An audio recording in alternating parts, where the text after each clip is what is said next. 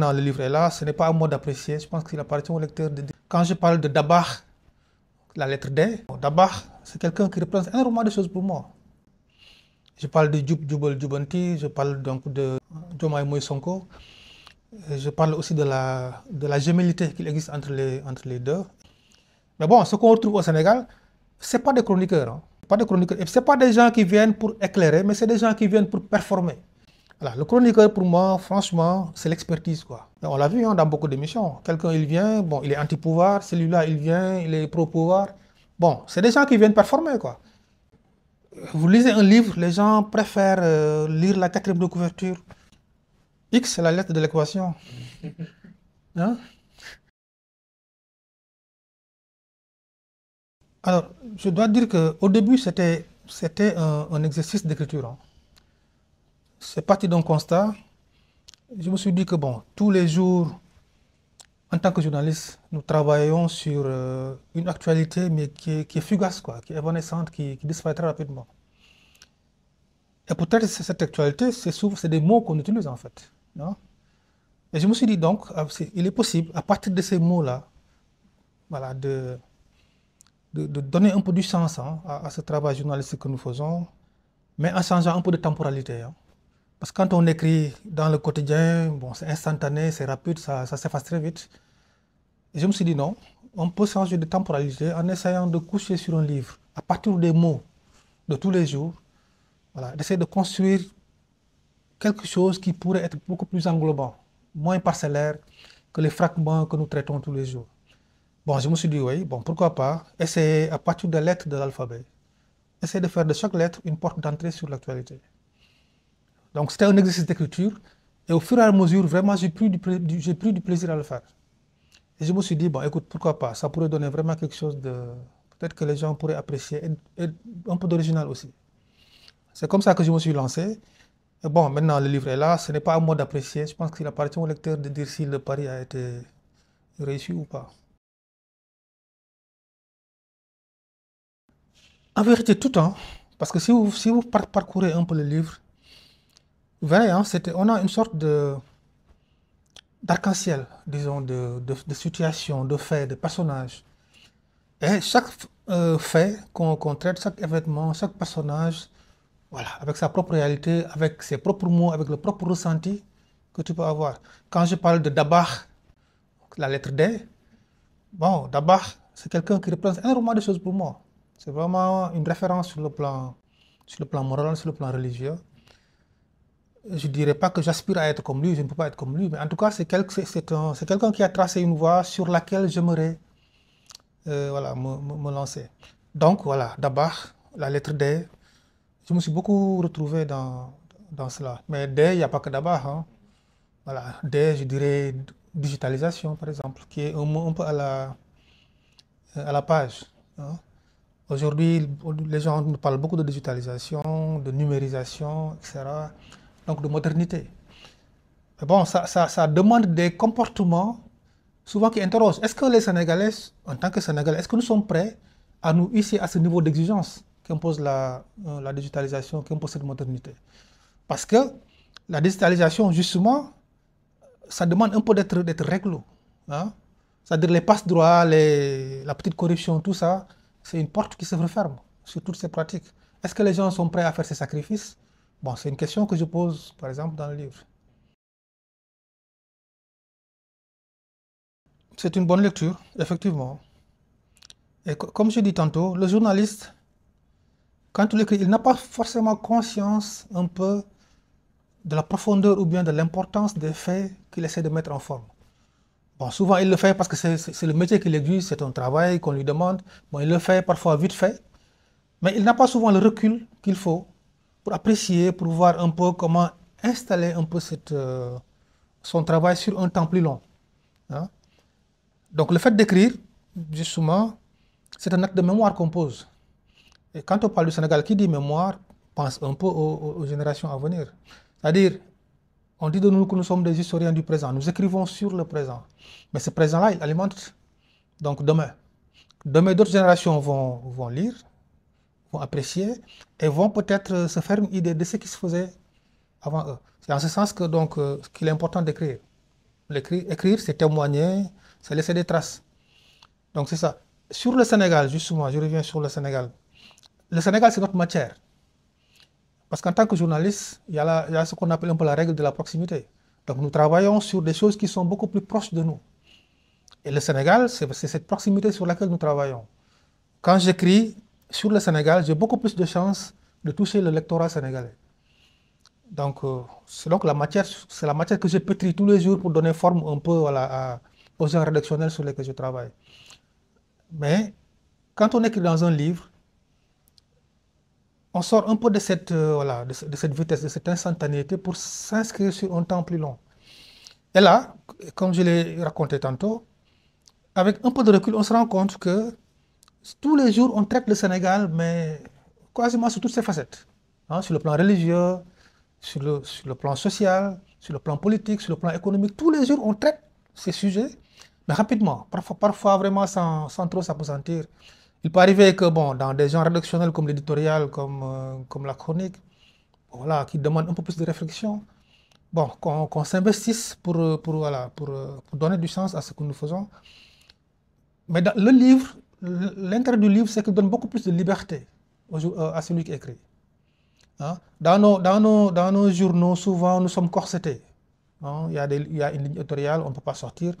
On n'a pas la liberté de ton qu'on a dans le livre. Parce que dans le livre, c'est vraiment l'auteur qui s'investit, qui parle, qui donne son ressenti. Et il n'y a pas de... comment pourrais-je dire? Il n'y a pas de verrou, quoi. Voilà. Moi, quand je travaille au soleil, quand je travaille dans les journaux, il est évident que la ligne éditoriale ne me permet pas parfois d'aller voilà, dans un certain sens. Parce que c'est normal, je le sais, hein, en y travaillant, j'avais pris conscience de cela.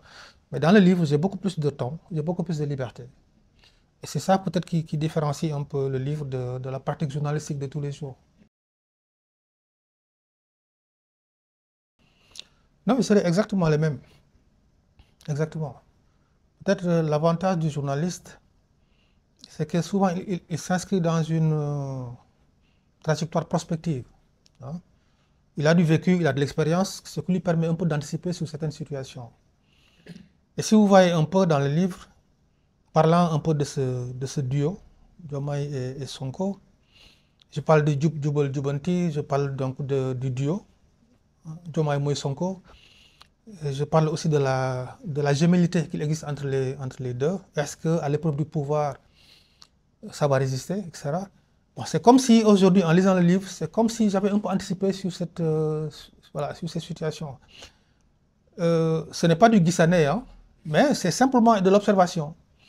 Si on regarde, par exemple, si je parle du duo, là où je parle de c'est comme compère, bon, là où je dis, mais écoute, si on interroge un peu l'histoire, on a connu un peu des cas de couples très forts qui sont venus au pouvoir. Hein, Senghor Mamadou Dia, Abdou Diouf Babacar Ba, Abdoulaye Wade Idrissa Seck, etc. Abdoulaye Wade ensuite Macky Sall. Mais souvent, c'est des couples complices qui se muent en couple conflictuel. Ça s'est toujours passé comme ça. Bon, maintenant, à la différence de ce qu'on a connu dans le passé, ces gens se sont forgés un peu dans l'opposition. Ils ont partagé beaucoup de choses en prison, dans la répression, etc. Ils nous ont promis, en tout cas, autre chose que ce qu'on a connu dans le passé. Mais bon, le pouvoir, la conception que moi je me fais du pouvoir, en tout cas, d'après l'observation que j'en fais depuis un moment, c'est que le pouvoir, il est exclusif souvent. Ce n'est pas quelque chose qui se partage. C'est pourquoi il était intéressant de voir un peu comment ce duo-là allait se comporter au pouvoir. Est-ce que la complicité serait plus forte que les tentations d'isolement, que les tentations courtisanes, etc., qui souvent isolent les uns et les autres, quoi. Mais bon, on se rend compte que les logiques de pouvoir sont toujours là, hein, et qu'il y a toujours entre les deux des forces qui vont tout faire pour essayer voilà, d'isoler, de séparer. Parce que bon, tant qu'ils sont forts, tant qu'ils sont ensemble, il y a plein de choses, en tout cas dans la pratique du pouvoir, qui sera plus possible de reconduire. Et que, évidemment, il y a beaucoup de gens qui comptent un peu sur, voilà, sur des incompréhensions, sur un duel. Parce que c'était un duo, mais il y a beaucoup de gens qui espèrent un duel. Et que le duel favorise des camps. Et le camp favorise des positions, les positions favorisent des avantages, etc. Donc voilà, et donc il fallait être attentif. Et je n'ai pas annoncé bon, qu'il y aurait des difficultés, hein, mais j'ai dit que maintenant, ce duo, ce n'est pas un trophée à contempler, mais c'est un défi voilà, à surmonter, à accomplir, quoi. Bon, on a eu des soubresauts ces derniers temps, on a vu que bon, il y a des difficultés. Le Premier ministre, quand il est sorti, on a senti qu'il y avait des difficultés, quoi. Mais bon, c'est trop tôt pour se prononcer, on va attendre pour voir un peu comment tout ça va se terminer. Voilà. Vous savez, ce qui arrive aujourd'hui dans la presse, moi je dis que c'est la faute des journalistes. Nous avons tellement fait croire, fait penser aux Sénégalais que la pratique journalistique était facile en fait. Hein? Comment? Parce que dans nos rédactions, on ne s'attache plus à certains genres nobles. Nos rédactions sont devenues nos journaux, les trucs sont devenus des journaux de compte rendu, quoi. Hein? Il a dit, il a rétorqué, il a répété. Mais écoute, celui qui regarde, il dit ça, c'est à ma portée. Sinon, c'est des commentaires. Il y a plein de journaux, c'est des commentaires à longueur d'édition, quoi. Okay? Mais commenter, donner de l'opinion, tout le monde peut le faire. Rendre compte, tout le monde peut le faire. Mais il y a des genres nobles. Il y a un de nos aînés qui disait, si quelqu'un vous dit qu'il est journaliste, demandez-lui de faire un reportage. Il y a des genres, il faut les apprendre pour pouvoir les maîtriser. Maintenant, il y a deux manières de les apprendre. Soit on les apprend à l'école. À l'école, on nous apprend des techniques de collecte et de traitement de l'information. Okay? Sinon, dans la rédaction aussi, avec un bon encadrement, on peut apprendre aussi le b.a.-ba du métier. Bon, malheureusement, ce qu'on apprend à l'école, ce n'est pas toujours ce qu'on récite dans nos rédactions.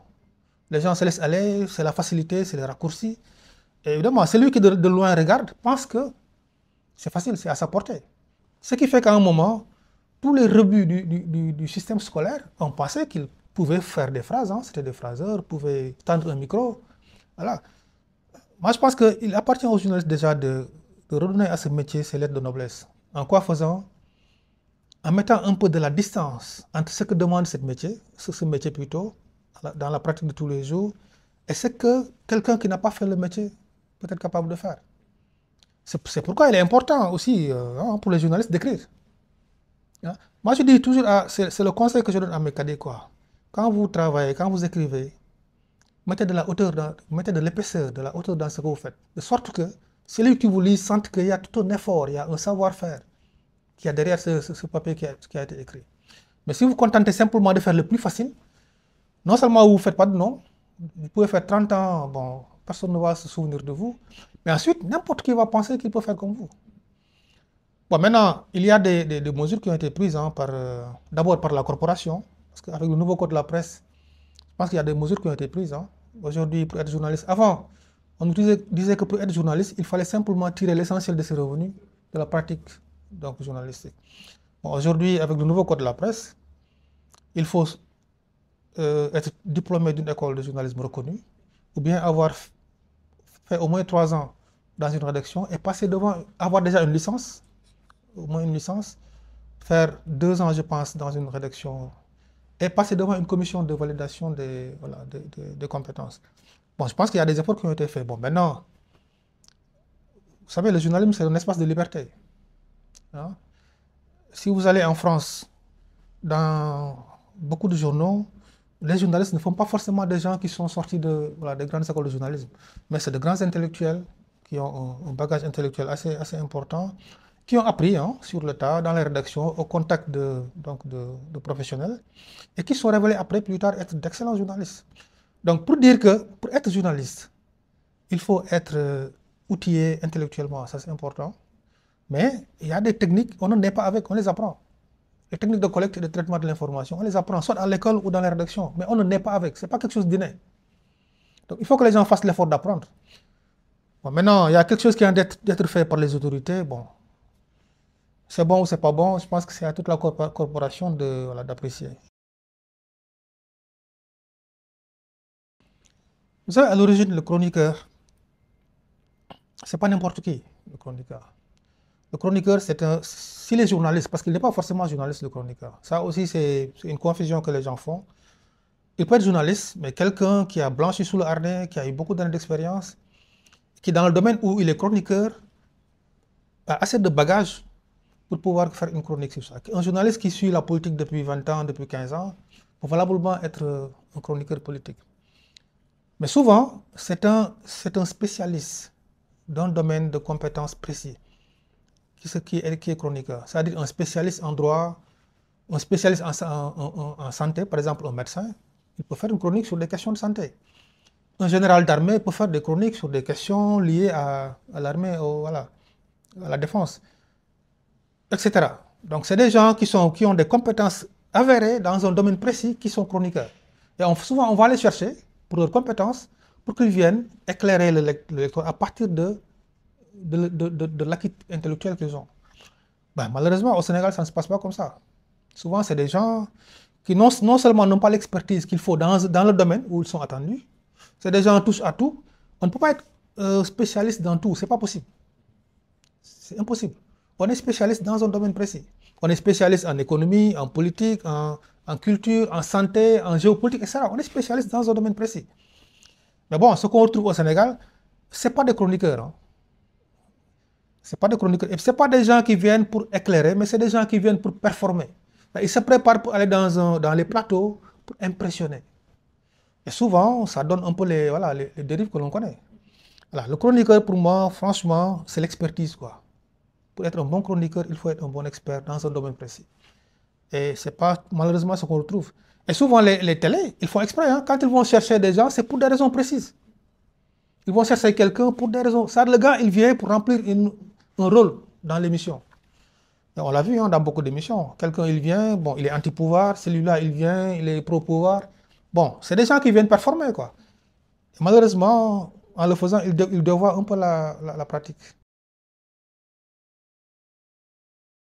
Vous savez, quand il a été élu président de la République, en tout cas pour ses premières sorties, beaucoup de personnes se sont posées des questions. D'abord, c'est l'homme qu'on attendait, que personne n'attendait en vérité. Je pense que tous les gens qui s'étaient engagés pour PASTEF, ce n'est pas Bassirou Diomaye Faye qu'ils attendaient. Bon, par la force des choses, il a été le candidat de PASTEF. Et les gens pensaient qu'il allait être un président par défaut. Hein, un président un peu sous la dictée de celui qui l'a nommé, quoi.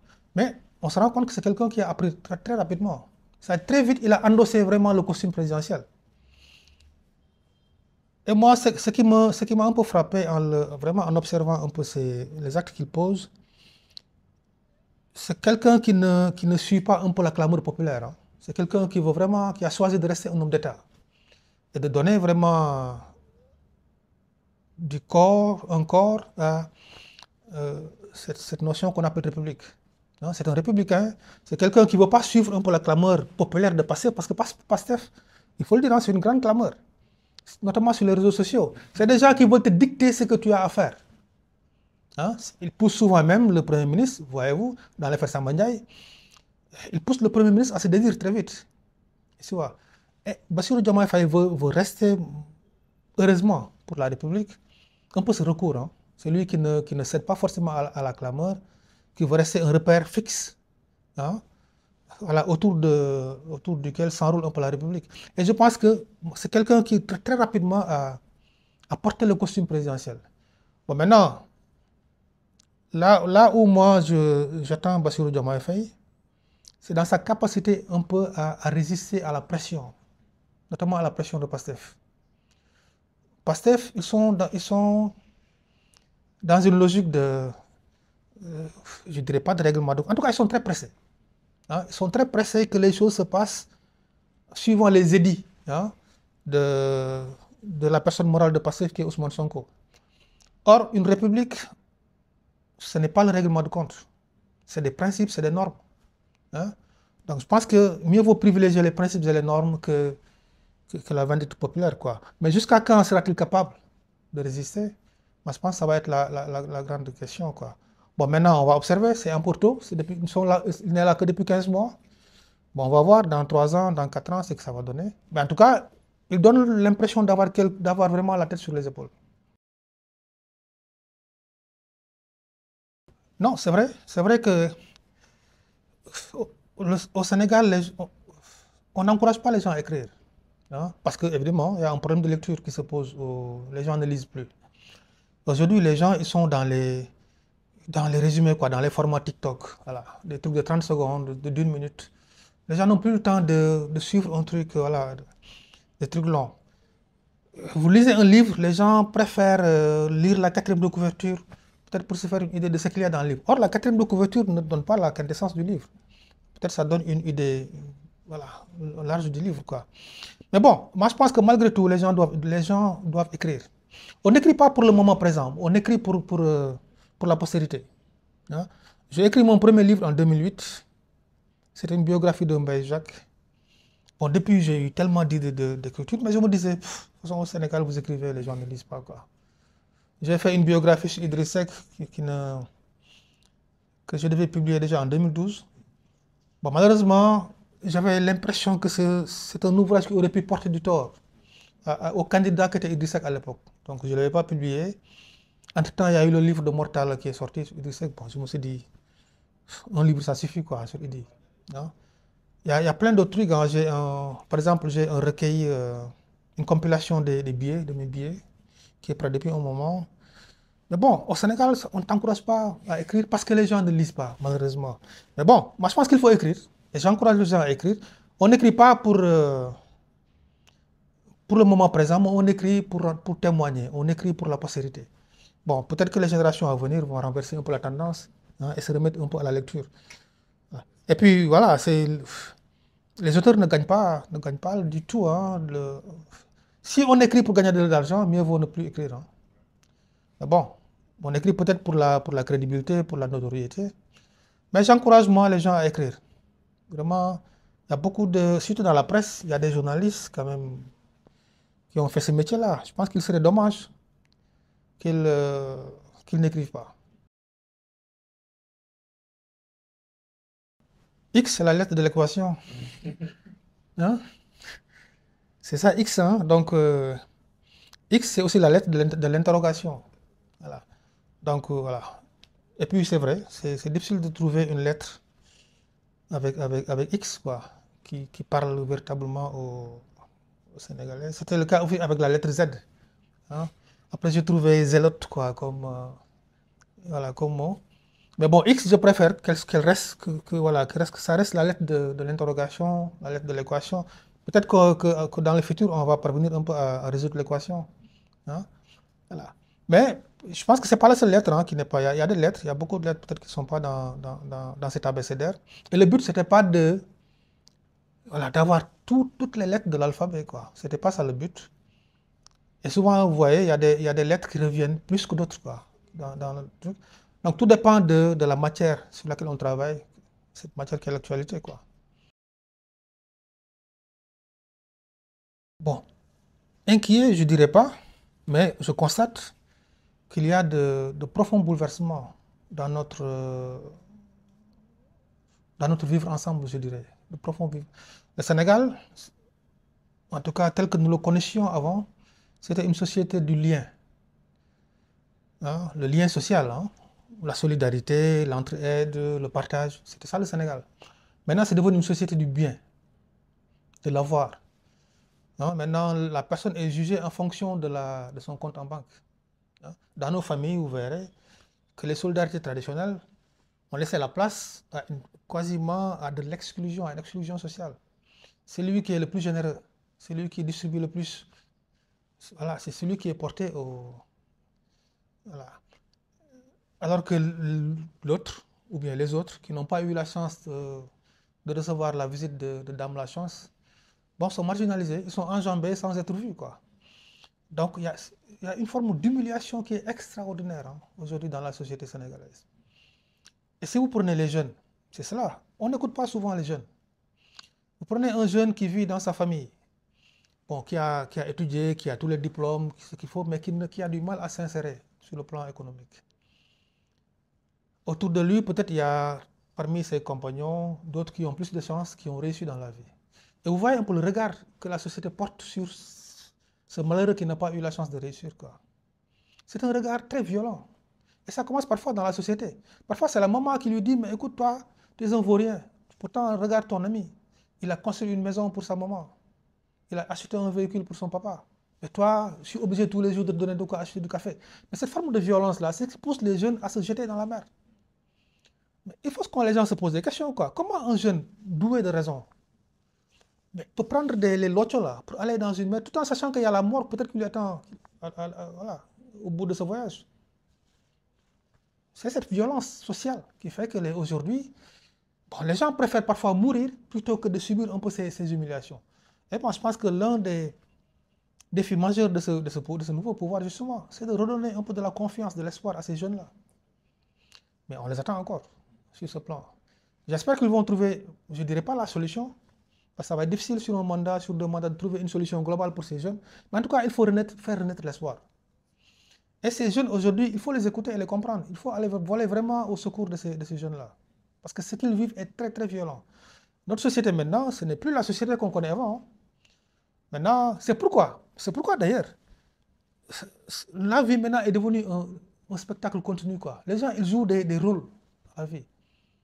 Les gens incarnent une vie qui n'est pas forcément la leur, quoi. Ok. Vous voyez les agapes du samedi soir, là, que ce soit au Grand Théâtre ou ailleurs. Les gens, ils jouent ils sont dans une pièce théâtrale, quoi. Ils jouent des rôles, mais ce n'est pas leur vraie vie. On va emprunter des vêtements, on va emprunter de l'argent pour paraître, pour montrer aux gens qu'on a réussi, quoi. Même si on sait soi-même qu'on n'a pas réussi. Mais c'est une manière un peu d'être bien vu dans la société. Et ça ouvre la porte à tout, hein.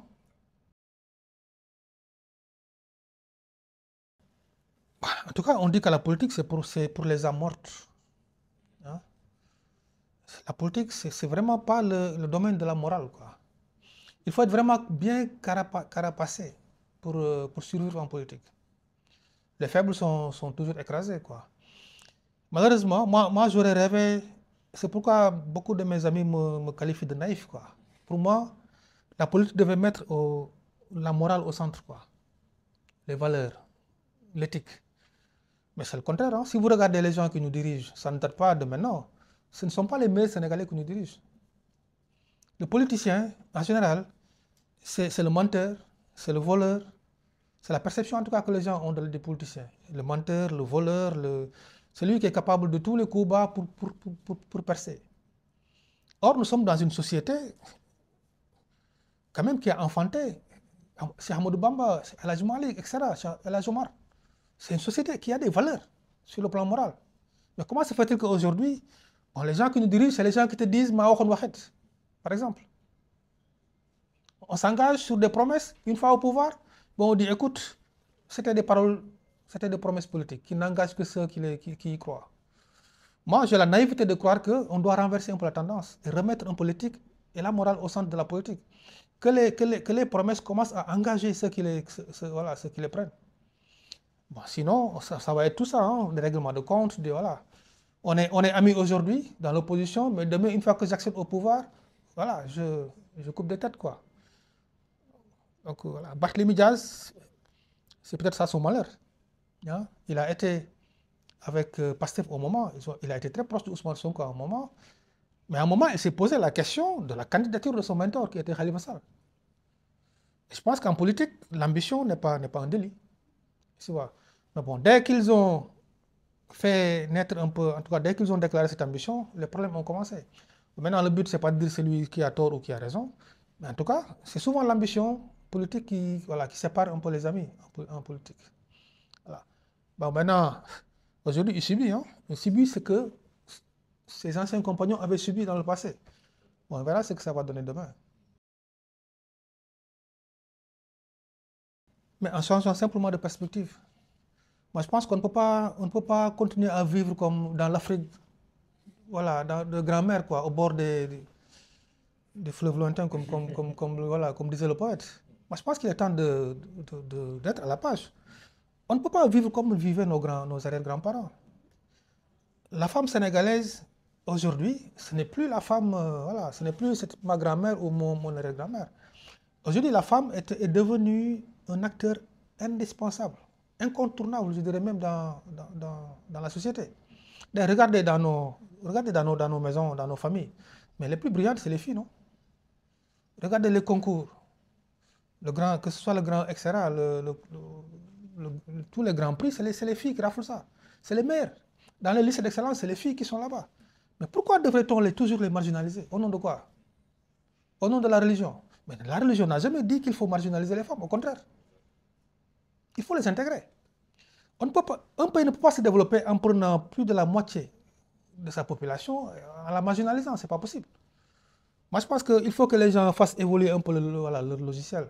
Qu'on sache que les femmes, c'est un atout, et c'est un atout à utiliser, à exploiter. Donc, en tout cas, moi, je plaide pour une meilleure intégration des femmes dans la société. Elles sont brillantes, mais on ne peut pas se passer de leurs compétences. Maintenant, il faut aussi que les femmes comprennent une chose. La bataille pour l'émancipation ne doit pas se faire aussi contre les hommes. Ce n'est pas une bataille de sexe, quoi. Moi, je pense qu'aujourd'hui, hommes et femmes doivent être complémentaires. Maintenant, à compétence égale, mais il faut privilégier celui qui est le plus compétent. Si c'est une femme, il faut prendre la femme. Quel message avez-vous à dire à ceux qui n'ont pas encore lu le livre? Ben, je les encourage à le lire. Hein? Et ce livre, hein, ce n'est pas une prétention, hein, ben, je le dirais, parce que souvent, une fois qu'on écrit, bon, le livre n'appartient plus à l'auteur. Maintenant, c'est le livre des lecteurs. Maintenant, ils lisent, ils peuvent être d'accord, ils peuvent ne pas être d'accord, mais c'est leur livre. À eux d'en faire ce qu'ils veulent, quoi. Maintenant, j'ai écrit, hein, c'est comme jeter un ballon à la mer, quoi. Hein. On ne sait pas qui va avancer. Et voilà. Mais en tout cas, je les encourage à lire, à critiquer au besoin. Ça permet toujours de s'améliorer, ça permet toujours de se réajuster, quoi. Mais c'est un livre qu'on a écrit sans aucune prétention. La seule prétention qu'il y avait derrière ce livre, c'était de témoigner et de laisser voilà, des traces pour peut-être les générations à venir. Et d'encourager les journalistes, d'encourager même ceux qui ne sont pas journalistes à écrire, à témoigner. Hein. Parce que il faut sortir un peu de la société orale, quoi. Jusqu'ici, nos sociétés, c'est des sociétés de l'oralité, quoi. Hein. Il faut que les gens maintenant se mettent à écrire. Parce que demain, c'est les écrits qui vont rester. Hein. Les paroles s'en vont, les écrits restent. Donc moi, j'encourage les gens vraiment à écrire, sans prétention aucune bon, moi, je suis un journaliste. La seule prétention, c'est d'analyser, c'est d'éclairer, d'expliquer, et de mettre ça à la disposition du public maintenant. Et d'être à l'écoute, justement, voilà, du retour quoi, du public.